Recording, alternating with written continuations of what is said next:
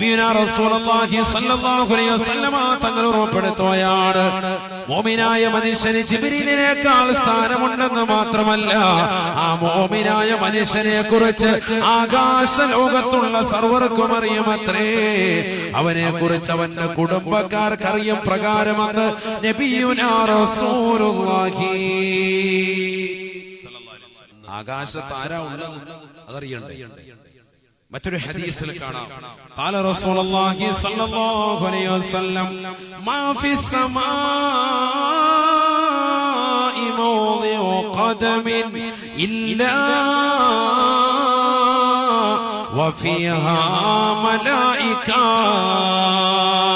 നബിയുനാ റസൂലുള്ളാഹി സ്വല്ലല്ലാഹു അലൈഹി വസല്ലമ തങ്ങൾ ഓർമ്മപ്പെടുത്തുകയാണ്, പഠിപ്പിക്കുകയാണ്, ആകാശ ലോകത്തൊരു ചവിട്ടടിക്കുള്ളതായ സ്ഥലമില്ല സ്വഹാബ, സ്ഥലമില്ല, ഇല്ലാ വഫീഹാ മലായിക.